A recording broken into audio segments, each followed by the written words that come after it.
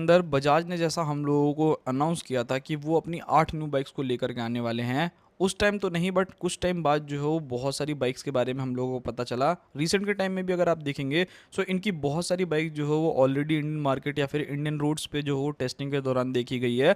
And उन्हीं में से एक ऐसी बाइक है जिसका आज से बहुत टाइम से लोग जो हो इंतज़ार कर रहे हैं। इंडियन मार्केट के अंदर अगर आप लोग देखते हो तो एडीवी कल्चर जो है वो काफ़ी ज़्यादा इन्हेंस हुआ है पहले के कंपैरिजन में। पहले लोगों को उतना ज़्यादा पसंद नहीं आया करता था, बट आज के टाइम में आपको हर ब्रांड के अंदर एक ना एक एडीवी या फिर आपको एक ऑफ रोडिंग मशीन जो हो डेफिनेटली मिलती है। चाहे मैं टीवीएस के बारे में बात करूँ, रॉयल एनफील्ड हो गया, इवन हीरो के बारे में अगर बात करी जाए, सबके पास एक बाइक जो हो आपको मिलती है। बट वहीं अगर मैं बजाज के बारे में बात करूँ ना, तो बजाज आप लोगों के लिए बाइक्स तो अवेलेबल करता था, बट सिर्फ और सिर्फ टूरिंग, यानी कि अगर आप एक एडीवी बाइक ढूंढना चाहते थे तो आपको ऐसा कोई ऑप्शन ही देखने को नहीं मिला करता था। बट अभी रिसेंट के अंदर आपने देखा होगा कि इसकी कुछ इमेजेस निकल करके आई थी, जिसमें मैंने आप लोगों के लिए वीडियोस भी बना के दिखाया था। अब वो जो इमेजेस थी वो 2 से 3 इमेजेस थी, जिसके अंदर सारी चीज़ों को पता लगा पाना काफ़ी मुश्किल था। बट रिसेंट के अंदर और भी कुछ इमेजेस निकल करके आई हैं इस बाइक के अंदर, जहाँ पर थोड़ी सी और डिटेल हम लोगों को समझ में आ रही है क्या क्या चीज़ें इस बाइक के अंदर ऑफर करी जा रही है, किससे ये बाइक कॉम्पिटिशन करने वाली है, कब तक ये बाइक आने वाली है। चलिए उन सभी चीज़ों के बारे में बात करते हैं आज की वीडियो में। सबसे पहले जो इमेज निकल करके आई थी उसके अंदर आप लोग देख सकते थे कि बाइक जो है वो काफ़ी हद तक विजिबल हो रही थी, बट एक साइड से हम लोगों को बाइक जो है वो उतनी अच्छे तरीके से पता चल पाई थी। बट अभी जो इमेजेस निकल करके आई हैं, इस इमेज में अगर आप लोग देखेंगे तो सबसे पहली चीज़ आप लोग नोटिस कर पाओगे कि इस बाइक के अंदर देखो, अभी एक तरीके से कहा जा सकता है कि 80-90% प्रोडक्शन रेडी है। बट प्रॉपर जिसे कहते हैं ना, कि जब ये बाइक आपको प्रॉपर रोड पे देखने को मिलेगी या शोरूम्स में आप लोगों को देखने को मिलेगी, सो उस टाइम इस बाइक के अंदर डेफिनेटली मुझे लगता है कि काफ़ी ज़्यादा चेंजेस होंगे। एक एडीवी के अंदर सबसे पहली चीज़ ये रहती है कि भाई यहाँ पर आप लोगों को जो प्रॉपर विंडशील्ड है वो बहुत ज़्यादा ज़रूरी रहती है, बिकॉज ऐसी बाइक्स के अंदर विंड ब्लास्ट बहुत ज़्यादा लगता है। एंड यहाँ पर अगर आप नोटिस करोगे तो अभी इसके अंदर किसी चीज़ें नहीं दी गई है। एक छोटा सा विंडशील्ड जो हो कह सकते हो कि इसके अंदर आप लोगों को देखने को मिल रहा है, बट इससे बड़ा जो हो डेफिनेटली आप लोगों को मिलने वाला है। सेकंड चीज़ यहाँ पर अगर आप देखोगे तो देखो यहाँ पर ना थोड़ा सा कंफ्यूजन बन रहा है। अब एग्जैक्टली मैं भी नहीं कह सकता, आप बताना अगर आपको इमेज को देख करके समझ में आ रहा हो कि आपको इस बाइक के अंदर प्रोजेक्टर लाइट लग रही है या फिर एक प्रॉपर ऐसे लाइट लग रही है जिसको बस ढक रखा है। सो वो एक चीज़ है, बट यहाँ पर अगर प्रोजेक्टर लाइट रहेगी तो और ज़्यादा बेहतरीन चीज़ है, बिकॉज उसकी जो विजिबिलिटी है ना भाई, वो लिटरली माइंड ब्लोइंग रहने वाली है। फ्रंट के अंदर आपको काफ़ी बड़ी सी बीक देखने को मिल रही है, जो कि काफ़ी बढ़िया चीज़ है। लाइक जब आप हार्डकोर ऑफ रोडिंग करोगे तो वहाँ पर आपको बहुत ज़्यादा मज़ा आने वाला है। मतलब कोई भी टेंशन लेने वाली बात नहीं है कि कीचड़ में लेके जा रहा हूँ या कहीं पे भी लेके जा रहा हूँ, हर चीज़ जो है आप इस बाइक से कर सकते हैं। उसके नीचे की तरफ अगर हम बढ़ेंगे तो यहाँ पर अगर आप नोटिस करेंगे तो यहाँ पर आप लोगों को देखने को मिल रहे हैं इस बाइक के अंदर टेलीस्कोपिक सस्पेंशंस, यानी कि यहाँ पर आपको कोई यूएसडी का ऑप्शन जो नहीं मिल रहा। मतलब वैसे तो मोस्टली बजाज अपनी जितनी भी बाइक्स लेकर के आ रहा है सबके अंदर यूएसडी देने की कोशिश करता है, बट हो सकता है कि सस्पेंशन ट्रैवल को जो हो ज़्यादा बढ़ाने के लिए या ज़्यादा अच्छा जो हो आप लोगों को फीडबैक मिल सके, इस वजह से जो हो ब्रांड यहाँ पर आपको टेलीस्कोपिक दे रहा हो। एंड ऑब्वियसली कॉस्ट इफेक्टिव भी रहता है, मतलब थोड़ी सी प्राइसिंग जो हो आप लोगों को कम भी पे करनी पड़ती है। तो ये चीज़ें भी जो है इस बाइक के अंदर आप लोगों को मिल जाती हैं, तो ठीक है मेरे हिसाब से। बाकी आप बताना कि आपको यूएसडी की ज़्यादा ज़रूरत है या फिर आपका काम जो हो टेलीस्कोपिक सस्पेंशन के साथ भी चल जाएगा। कि ओवरऑल अगर मैं बाकी इमेजेस के बारे में बात करूं, यानी कि साइड प्रोफाइल के बारे में, तो यहाँ पर भी अगर आप लोग नोटिस करेंगे तो ये बाइक जो हो वो ऑब्वियसली आपको एक काफ़ी अच्छी जो हो ग्राउंड क्लियरेंस ऑफर कर रही है। मतलब मेरे हिसाब से मुझे लगता है कि कम से कम 200 से लेकर 220 तक का ग्राउंड क्लियरेंस इसे ऑफर कर देना चाहिए, तभी एक प्रॉपर एडीवी जो हो बन पाएगी। मतलब ये डुअल पर्पस है, लाइक आपको हार्डकोर ऑफ रोडिंग करना है तो वो चीज़ें भी कर लोगे, टूरिंग भी करना चाहते हो तो ठीक ठाक टूरिंग जो हो वो भी कर लोगे, तो वहाँ पर कोई इशू जो हो वो नहीं आना चाहिए मेरे हिसाब से। बाकी यहाँ पर अगर आप सीट देखोगे तो सिंगल सीट आप लोगों को बाइक में मिलती है एंड काफ़ी ज़्यादा लॉन्ग है, मतलब पूरा फ्यूल टैंक की तरफ तक जो है यहाँ पर जा रही है। सो ये भी बढ़िया है कि आपको सीट कंफर्ट जो हो काफ़ी बढ़िया मिलने वाला है। मोस्टली मैंने ये चीज़ देखी है, देखो डोमिनार को आप ले लो, एनएस को ले लो, या N160 सीरीज़ को भी अगर आप लोग लेंगे तो वहाँ पर क्या है कि आपको सीट कंफर्ट बहुत अच्छा मिलता है।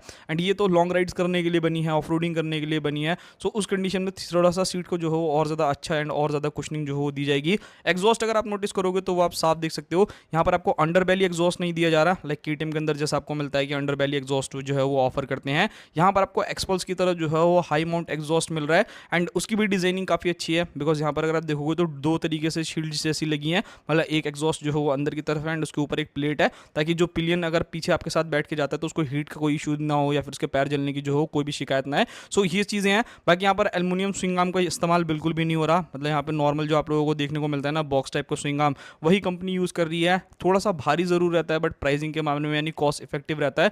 तो बजाज को आप पता ही है भाई, बहुत अच्छे से जानते हो कि वो हमेशा सेगमेंट के अंदर जो हो वैल्यू फॉर मनी प्रोडक्ट लाने की कोशिश करते हैं, तो वो यहाँ पर एक चीज़ देखने को मिलेगी। अच्छा, काफ़ी लोग प्रीवियस वीडियो में ये बोल रहे थे कि भाई इसके अंदर TFT डिस्प्ले आएगा कि नहीं आएगा। तो देखो TFT मुझे बहुत ही कम चांसेस लगते हैं, बिकॉज इनकी सारी की सारी बाइक्स को देख लो, RS देख लो, डोमिनार देख लो, NS देख लो, किसी के अंदर TFT डिस्प्ले का कोई जिक्र ही नहीं है भाई। जो आती है वो मतलब TFT जैसी लगती ज़रूर है बट वो प्रॉपर TFT डिस्प्ले नहीं है। सो आई डोंट थिंक सो कि इस बाइक के अंदर आपको TFT डिस्प्ले मिलेगा। मे बी काफ़ी हद तक चांसेस यही है कि जो आप लोगों को अभी डिजिटल मीटर देखने को मिल रहा है ना, लाइक RS के अंदर देखने को मिल रहा है या फिर जो आप लोगों को NS के अंदर देखने को मिलता है, हो सकता है कि इसके अंदर आप लोगों को वो सारी चीज़ें ऑफर करी जाए। एंड वैसा मीटर नहीं आएगा तो फिर तो आपको नॉर्मल बेसिक वाला मीटर मिलेगा, लाइक गियर इंडिकेटर हो गया, स्विचेबल ABS जैसी चीज़ें आप लोगों को ऑफर हो जाएंगी। सो यही बेसिक फीचर्स जो है यहाँ पर आप लोगों को बाइक के अंदर ऑफर होने वाला है। अब बात करते हैं इस बाइक की बाकी सभी चीज़ों के बारे में। लाइक इंजन सबसे इंपॉर्टेंट चीज़ है कि भाई इंजन के बारे में आपके क्या थॉट्स हैं। सो देखो, मैंने बहुत सारी वेबसाइट्स पे भी पढ़ा, बहुत सारे क्लेम्स भी किए जा रहे हैं कि इस बाइक के अंदर जो इंजन आएगा ना, तो देखो मोस्टली 250cc इंजन में क्या होता है कि वो बहुत बेसिक बनाया जाता है। लाइक 249cc का इंजन मिल जाता है, 26 bhp का पावर आप लोग ऑफर कर देते हैं, 20-22 न्यूटन मीटर का टॉर्क आप लोग ऑफर कर देते हैं। बट इस बाइक में काफ़ी हद तक चांसेस हैं कि चीज़ें थोड़ी सी अलग मिले। लाइक यहाँ पर काफ़ी ऐसे चांसेस निकल करके आ रहे हैं कि जो ड्यूक 250 का ओल्ड वाला इंजन आया करता था ना, कुछ उसी टाइप का इंजन जो है यहाँ पर यूज़ किया जाएगा। 249cc का single cylinder liquid cooled FI BS6 complaint engine जो 28 से 29 bhp तक का पावर जनरेट करेगा। एंड टॉर्क अगर आप लोग देखोगे तो 20 से 22 न्यूटन मीटर तक का टॉर्क जो है मिलने के चांसेस है, ताकि आप हार्डकोर ऑफ रोडिंग कर सको, कहीं पे भी कोई भी दिक्कत या फिर परेशानी ना आए। सो ठीक है, ट्रस्टेड इंजन था भाई, काफ़ी लोगों ने उस इंजन को यूज़ किया है, तो आप दे सकते हैं, कोई दिक्कत वाली बात नहीं है। ठीक ठाक पावर भी मिल जाता है एंड सारी चीज़ें जो हो वो भी बहुत बढ़िया है। बाकी यहाँ पर अगर मैं बात करता हूँ फीचर्स के बारे में, तो भाई बिग फ्रंट आपको बीक मिलने वाली है, लॉन्ग सिंगल सीट आप लोगों को यहाँ पे बाइक के अंदर देखने को मिल रहा है, हैंडल बार पोजीशन जो है वो काफ़ी ज़्यादा हाई है, जिससे आप रिलैक्स जो हो पोजीशन में जाओगे। लगेज रैक हो गया, all LED setup, Bluetooth connectivity, digital display मैंने आप लोगों को बता ही दिया। बाकी यहाँ पर टायर्स के रिलेटेड जो हो थोड़े से लोग कंफ्यूज हैं कि भाई टायर्स के अंदर ट्यूब वाले टायर आएंगे या ट्यूबलेस आएंगे। तो देखो, स्पोक व्हील्स का इस्तेमाल हो रहा है, तो मोस्टली मुझे यही लगता है कि इस बाइक के अंदर आपको ट्यूब वाले ही टायर देखने को मिलेंगे। अगर आपकी एक्सपेक्टेशन ज़्यादा है कि ट्यूबलेस दे दें तो वो मैं कह नहीं सकता, बट स्टार्टिंग में मेरे को जहाँ तक लगता है इस बाइक के अंदर आपको ट्यूब वाले ही टायर मिलेंगे। फ्रंट के अंदर आप लोगों को 90x90 इंचेस के जो हो फ्रंट में टायर्स देखने को मिलने वाले हैं, 130, 80, 70 इंचेस के तक के जो हो रियर टायर मिलेंगे। ब्रेकिंग सिस्टम के बारे में बात करूँ तो आप लोगों ने एक्सपेक्टेशन लगा ही ली होगी, लगभग 300 mm तक की जो हो फ्रंट में डिस्क आप लोगों को बाइक में मिल सकती है। एंड अगर आप इमेजेस में देखोगे तो ठीक ठाक साइज की लग रही है, तो लगभग 230 mm तक की जो हो रियर डिस्क ब्रेक आप लोगों को बाइक में मिलेगी। डुअल चैनल ABS रहने वाला है, स्विचेबल ABS डेफिनेटली आएगा, बिकॉज ऐसी बाइक्स के अंदर काफ़ी ज़रूरत पड़ती है जब आपको अपना ABS को जो हो ऑफ करना पड़ता है। सो वो एक चीज़ यहाँ पर रहेगी। टेलीस्कोपिक फ्रंट में मोनोशॉक एब्जॉर्बर आप लोगों को रियर में बाइक में मिलने वाले हैं।